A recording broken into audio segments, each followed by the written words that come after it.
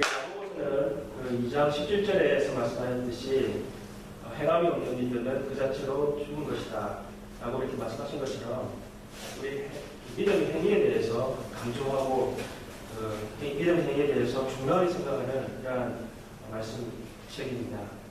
여러분 종교개혁을 했던 마틴 루터가 이 야고보서에 대해서요 지푸라기 서신이다라고 그렇게도 말하였고요. 또한 초기에는 이 야고보서를요 주변 서신이라고 그렇게 얘기도 하였습니다. 그 이유는 무엇이냐면 바울이 말씀하였던 이신칭의 즉 믿음은 구원은 오직 믿음으로 말미암아 된다라고 하는 그러한 우리 오직 믿음으로 우리가 구원받는다라고 하는 것에 대해서 이 야고보서는 사실은 상반되는 내용을 말씀하였기 때문에 그렇게 얘기하는 그러한 오해를 샀던 것이었습니다. 그러나 우리가 야고보서를 자세히 읽어보게 되면 야고보서 안에는 마태복음의 그 산상수훈의 예수님의 가르침과 비슷한 말씀들이 굉장히 많이 있다는 것을 우리가 알 수가 있습니다. 오늘 우리가 읽었던 그 2장 13절의 말씀도 산상수훈에 있는 긍휼히 여기다를 보겠나니 너희가 긍휼히 여김을 받을 것입니다 라고 하신 말씀과 같은 내용의 말씀을 기록하고 있다는 것을 우리가 볼 수가 있습니다. 여러분 야고보서를 읽을 때요 우리가 말씀을 지켜 행하는 것이 얼마나 중요한가 하는 것을 우리에게 오늘 본문을 통해서 우리에게 말씀해 주고 있습니다. 여러분 산상수훈에서 예수님께서 말씀을 지켜 행하는 것이 얼마나 중요한 것을 말씀하시고요. 또한 예수님께서 비유로 말씀을 지키는 것이 얼마나 중요한가 하는 것을 말씀하실 때에 어떤 사람이 집을 지었는데 그 사람은 반석 위에 집을 지었기 때문에 이렇게 큰 풍파가 와도 전혀 집이 흔들리지 않는 그러한 집이 있고 집을 짓는 자가 있고요. 또한 풍랑이 오면 이렇게 주처가 없어서 금방 흔들리고 무너져 버리는 그러한 집을 짓는 사람이 있다라고 이렇게 말씀을 하셨습니다. 그러면 그 두 사람의 차이가 무엇이냐면 바로 말씀을 지켜 행하는 자가 반석 위에 집을 지은 사람과 같고 또한 말씀을 지켜 행하지 않는 자는 반석 없이 반석에 주처 없이 집을 지은 자와 같다라고 말씀하실 정도로 우리에게 이 말씀을 지켜 행하는 것이 얼마나 중요한가 하는 것을 예수님께서 직접 말씀하셨던 것입니다. 그러면 우리에게 이 믿음과 행위의 관계는 과연 무엇인가? 우리는 그것을 우리가 잘 알아야 될 줄로 믿습니다. 사실은 믿음과 행위는요, 이 떼려야 뗄 수 없는 그러한 관계에 있는 것입니다. 우리가 하나님의 자녀가 되어서요, 이제 우리가 하나님의 백성으로 살아갈 때에 이 말씀은 우리에게 바로 우리 삶의 지침서로서의 우리를 인도해 주시는 말씀이기 때문에 우리는 날마다 말씀을 따라서 살아가야 될 줄로 믿습니다. 또한 우리가 이제 죄와 사망의 가운데 있지 아니하고요, 생명과 성령의 법 안에 사는 그런 하나님의 백성이 되었기 때문에 우리는 마땅히 말씀을 지키면서 우리의 죄와 그런 죄의 유혹에 흔들리지 말고 우리가 말씀을 따라서 오직 살아가야 되는 자가 된 줄로 믿습니다. 여러분 성경에서 나무는 무엇을 보고 알 수 있다라고 그렇게 말씀하셨습니까? 네, 열매를 보면 알 수 있다라고 말씀하셨죠. 그래서 배나무는 어떤 열매를 맺겠습니까? 네, 배를 맺겠죠. 배나무에서 만약 사과가 맺히면 안 됩니다. 사과나무는 당연히 사과를 맺히게 되겠죠. 여러분 우리가 성령이 우리 안에 거하시고 또한 성령이 영원히 함께 하시는 우리가 사람이 된 성령의 사람들은 우리의 삶 가운데 무엇이 나타나야 되겠습니까? 성령의 열매가 나타나야 되는 것이 줄로 믿습니다. 그러므로 우리가 하나님의 자녀가 말씀을 지켜 행하는 그것은 마땅히 해야 할 바이고 우리의 삶 가운데 말씀이 열매로 나타나는 그것은 우리에게 하나님이 허락하신 복이자 그것은 우리의 새로운 생명의 삶이 되었다는 것을 우리는 꼭 기억해야만 한다는 것입니다. 그런데 우리가 이 산상수훈이나 야고보서의 말씀을 읽게 되면요, 우리가 너무나 연약해서 사실은 이 말씀을 우리가 어떻게 지킬 수 있을까 사실은 그러한 고민을 하게 됩니다. 왜냐하면 예수님의 가르침에서 우리가 이웃에 대한 말과 행동에 있어서요. 우리가 과연 예수님의 말씀을 지켜낼 수 있을까? 오늘 우리가 읽었던 야고보서의 말씀에 있어서 우리가 이웃을 사랑하기를 내 몸과 같이 사랑하라 라고 그렇게 말씀하고 계시는데요. 우리가 이웃을 내 몸과 사랑하지 않으면 그것은 우리가 죄를 범하는 것이고 그것은 율법을 범하는 자가 된다라고 그렇게 말씀하실 때에 우리는 결코 아멘하기가 우리가 쉽지가 않다는 것입니다. 여러분, 예수님께서 오늘 8절 말씀에 우리가 이웃 사랑하기를 내 몸과 사랑하라 그렇게 말씀하신 후에요. 9절에서 11절에서는 더 나아가서요. 야고보 기자는 이렇게 말씀하고 있습니다. 만약에 우리가 사람을 차별하여 대하게 되면 그러한 이웃에 대해서 우리가 행할 행동들은요, 마치 살인하거나 간음을 한 그러한 죄와 똑같다고 말씀하고 있는 것입니다. 여러분, 우리가 살인이나 간음은 얼마나 큰 죄입니까? 그것은 아마도 우리가 정말 큰 그러한 심판을 받아야 될 죄라고 우리가 생각을 하는데요.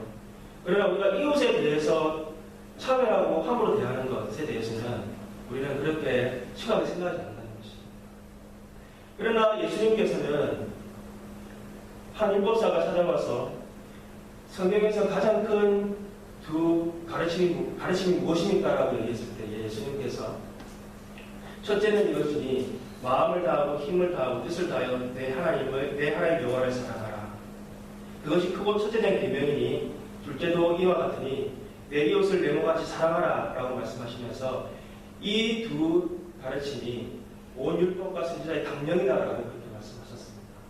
즉 온 성경을 가르침을 딱 두 가지로 요약한다면 하나님을 사랑하고 내 이웃을 사랑하는 것, 그 가르침으로 성경 말씀을 요약할 수 있다는 것입니다.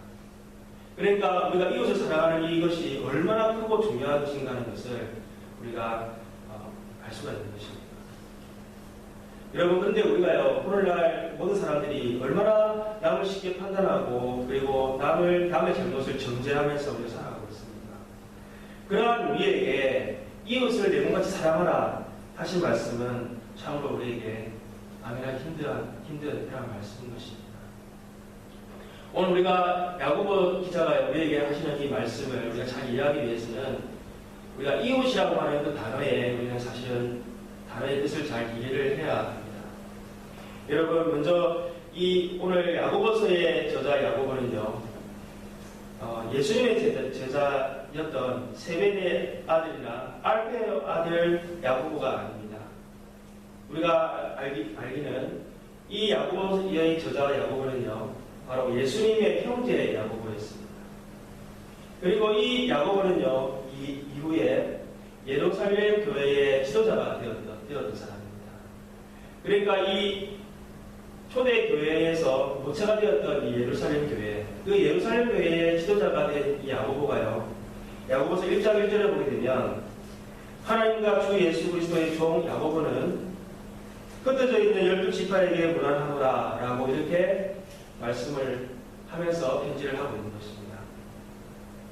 즉 아시아와 그리고 유럽에 흩어져 있던 이 초대 교회 모든 성도들에게 지금 편지하면서요, 그들이 로마 제국 하에서 정말 핍박당하고 또 로마 제국의 그 우상 숭배하는 그러한 우상이 가득한 그러한 상황 가운데에서 그들이 말로만 내가 예수를 믿는다라고 그렇게 해서는 신앙을 지킬 수 없고요.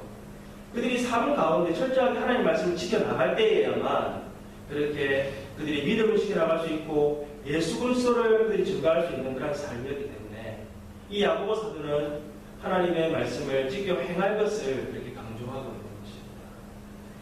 또한 그 초대교회의 상황 가운데서요, 이제 막 믿고 교회로 들어오는 사람들 중에서 많은 그러한 그 신분의 차이가 있는 사람들이 많이 있었습니다. 예를 들면 오늘 2장 초반에 나와 있는 사람들은요, 금가락지를 끼고 또 좋은 옷을 입고 교회에 들어오는 사람들은요, 사람들이 그 사람들을 판단할 때에 중요하게 생각하고 또한 좋은 자리에 앉으라고 그렇게 한가한 반면에요, 가난한 사람들은 그 사람들은 사실은 차별하고 그렇게 없이 여겼던 일들이 있었다는 것입니다. 여러분, 또한 이 초대교회의 상황은요, 우리가 이웃들을 생각할 때에 많은 유대인들이 개종해서 주 예수 그리스도를 믿는 그리스도인들이 되었지만 그들이 여전히 유대주의에 빠졌어요. 그들은 유대인은 의인이고 그리고 이방인들은 의인이 아니라 죄인이라고 하는 그런 생각들을 여전히 가지고 그들은 있었던 것이었습니다. 그래서 그들 생각에는요, 여러분 팔레스타인 지역에서 이스라엘 땅에 사는 사람들은 더 거룩하고요. 그리고 이스라엘 땅 중에서도 사마리아 땅이나 이런 땅보다는 유다 땅에 사는 사람들이 더 거룩했던 것입니다. 또한 유다 땅보다 중에서도요, 예루살렘 성전에 있는 그 시온산, 그 시온산은 더 거룩한 곳이었고요. 그 시온산에 있는 특별히 하나님의 성전은 더 거룩한 곳으로 여겼던 것이었습니다. 그리고 그 예루살렘 성전 중에서도 바깥들에 가는 자들보다는요, 안들까지 들어갈 수 있는 이스라엘 백성들은 더 거룩하고요. 또한 안들보다는요, 성전 안까지 성소까지 들어갈 수 있는 제사장이나 레위인들은 더 거룩한 자들로 그들이 여겼던 것입니다. 여러분, 성소보다는요, 지성소 안까지 들어갈 수 있는 대제사장은 가장 거룩한 사람이라고 그들은 생각하였던 것이었습니다. 그러므로 예수님께서 복음에 대해 전파에 대해서 얘기하실 때도 너희가 성령이 너희에게 임하시면 권능을 받고 예루살렘과 온 유대와 사마리아와 땅끝까지 이르러 내 증인이 되라 라고 그렇게 그들의 이웃에 대한 그들의 경계나 그런 그들의 차별과 편견을 없앨 것을 예수님께서 또한 말씀하셨던 것이었습니다.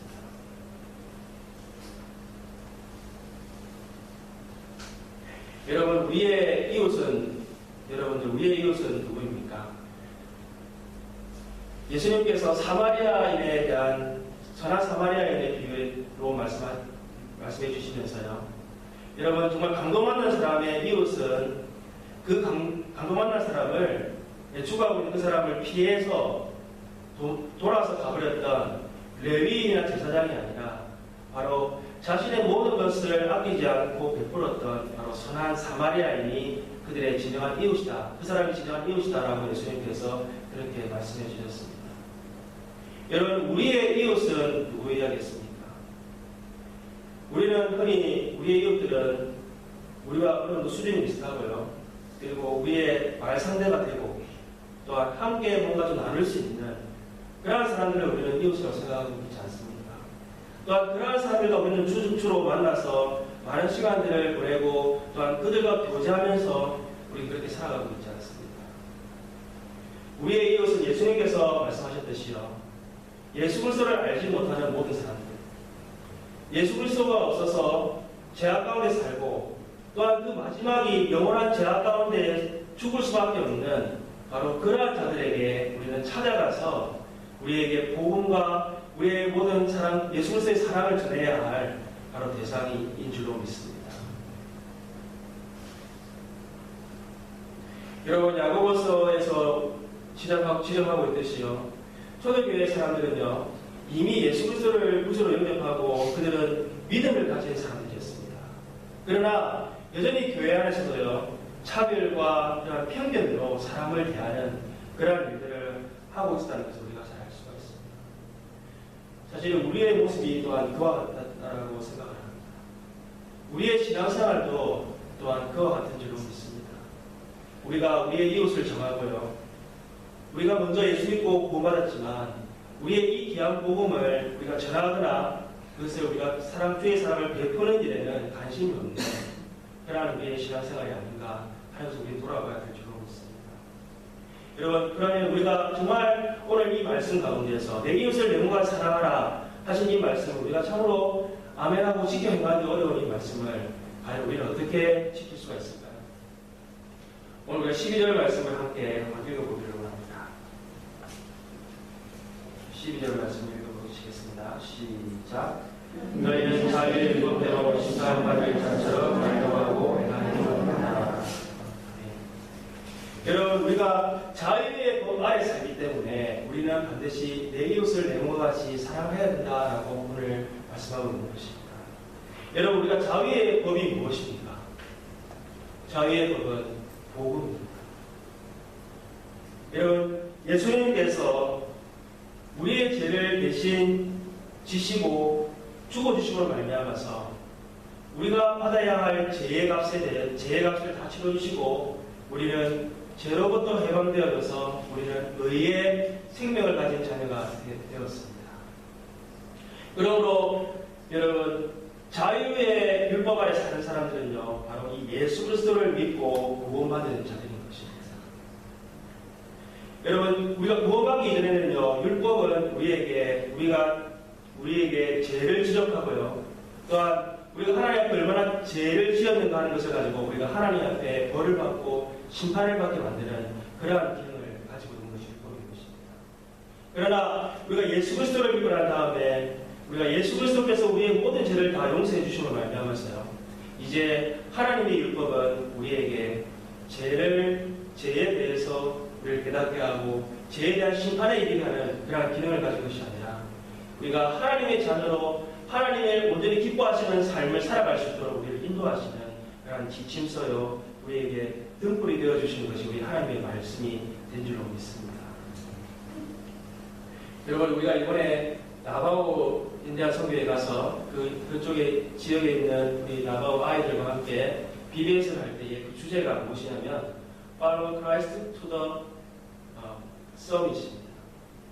바로 우리가 예수 그리스도와 함께 우리가 믿음의 산을 올라가는 것이 우리의 믿음의 여정과 같다라고 하는 그러한 주제의 말씀인 것입니다.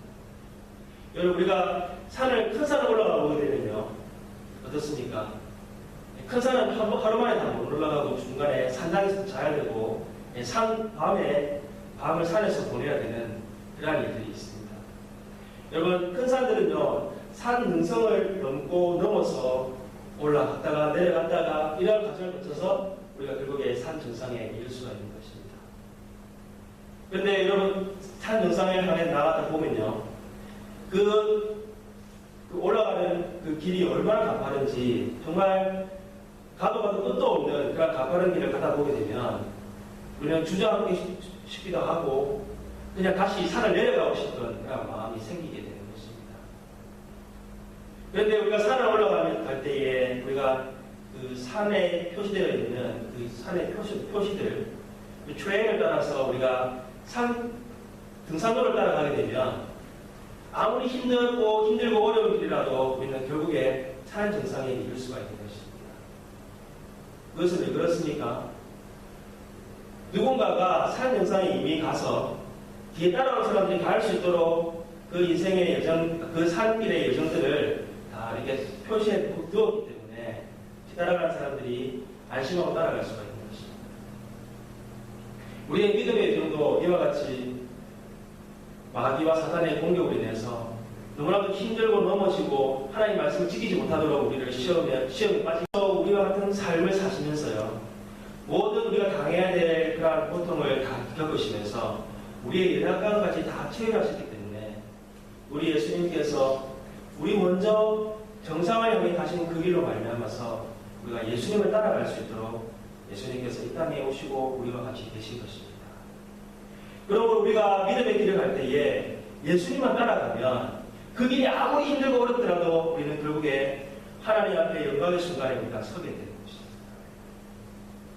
근데 산을 오르다 보면요, 어떤 사람들은 그 등산로를 따라가지 않고 그냥 다른 길로 가는 사람들이 있습니다.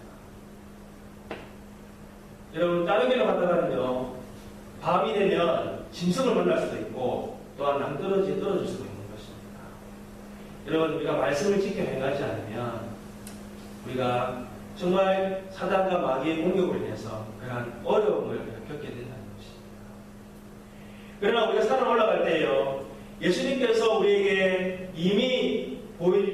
예수님께서 이미 가신 그 길을 우리가 따라가게 되고, 또한 우리가 산을 올라갈 때에 필요한 등산 백팩을 메고 가게 되면 우리는 가면서 물도 마시고 또한 필요한 것들을 우리가 음식도 먹고 하면서 우리가 산에 편안하게 갈 수 있는 것처럼 성령 하나님께서 우리의 인생의 인도가 되어주시고 우리와 함께 하시기 때문에 우리는 예수님을 따라서 또 성령의 인도함을 따라서 갈 때에 우리는 반드시 하나님 앞에 서는 날까지 우리가 가게 될 줄로 믿습니다.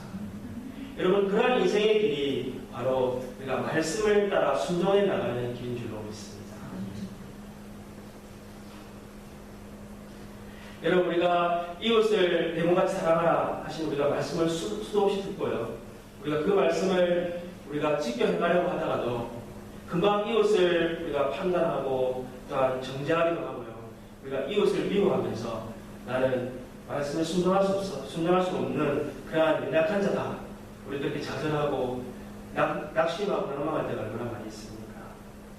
그러나 우리가 또한 이 말씀을 반드시 지키면서 살아가야 되고 우리가 말씀을 지킬 수밖에 없는 것은 또한 13절 말씀을 통해서 우리가 알 수가 있는 것입니다. 13절 말씀도 함께 한번 읽어보도록 하겠습니다.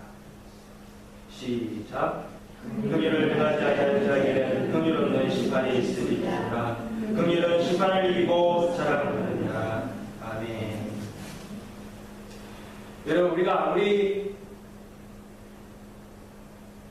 연약하고 우리가 말씀을 이웃 사랑하기가 힘든 우리가 할지라도요, 우리는 이미 하나님의 큰 긍휼을 우리가 체험하고 오직 하나님의 전적인 긍휼을 말미암아서 하나님의 자녀가 되었기 때문에 우리는 우리의 이웃에 대해서 긍휼을 베풀지 못할 것이 없다는 것입니다. 여러분, 성경 마태복음 18장에 보게 되면은 1만 달란트의 비유에 대해서 예수님께서 말씀하신 적이 있습니다. 여러분, 1만 달란트는요, 정말 엄청난 것인데요. 어떤 종이 주인에게 1만 달란트의 빚을 줬어요. 그것을 갚지 못해서 가족들을 다 종으로 팔아야 할 지경에 이르렀습니다. 그래서 그것을 측은히 여긴 그 주인이요, 1만 달란트의 빚을 다 갚아 주었습니다. 그런데 그 빚을 탕감받은 종이요, 길을 가다가 자기에게 100데나리온의 빚을 진 자를 보고는요, 그 사람에게 빚을 빨리 갚으라고 묻혀가면서 목을 이렇게 막 흔들었습니다. 그리고 그것을 갚지 못한다라고 말하자요, 그 사람을 그만 감옥에 넣어버렸던 것입니다. 여러분, 그 이야기를 그 1만 달란트의 빚을 탕감해 준 주인이 듣고는 어떻게 했겠습니까? 너무나 화가 나서 그 종을 다시 데려다가 옥에 가두었다라고 그렇게 얘기하고 계셨습니다. 얘기해 주었습니다. 여러분, 우리가 예수 그리스도의 전적인 은혜로 우리가 모든 죄가 용서받고 우리가 하나님의 자녀가 되었습니다.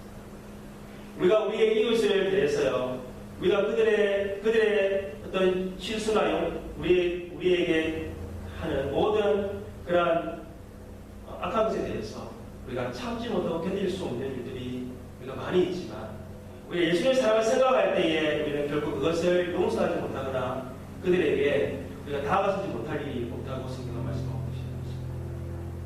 우리가 예수님의 사랑을 생각할 때에 우리는 우리에게 아무리 해하고 우리에게 해로움을 주고 또 우리를 힘들게 하는 자가 있다 할지라도 우리는 예수 그리스도의 복음을 가지고 그들에게 다가가서 그들을 예수님께로 또한 하나님께로 인도할 수 있는 우리들 되어야 될 줄 알고 있습니다.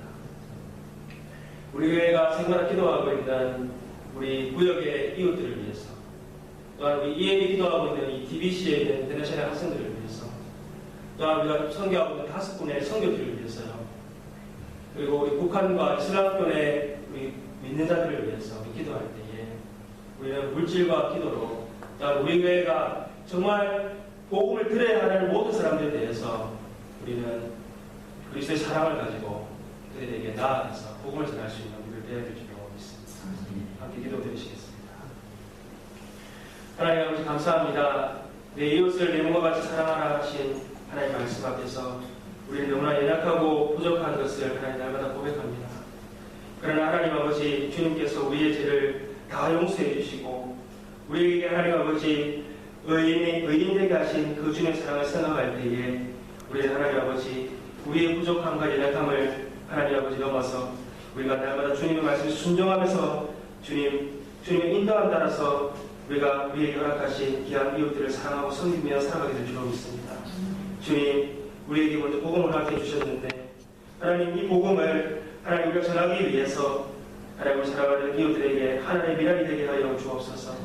나를 통해서 하나님 복음을 들어야 할 우리 이웃들에게 하나님 예수 그리스도의 사랑을 증거하기 위해서 우리가 하나님 아버지 정말 내모가 사랑하는 주의 백성들 되게 하여 주옵시고 그것을 위하여 아낌없이 우리 자신을 드릴 수 있는 우리 교회 될 수 있도록 하나님 역사하여 주시옵소서. 모든 것 감사하고 우리 주 예수님 이름으로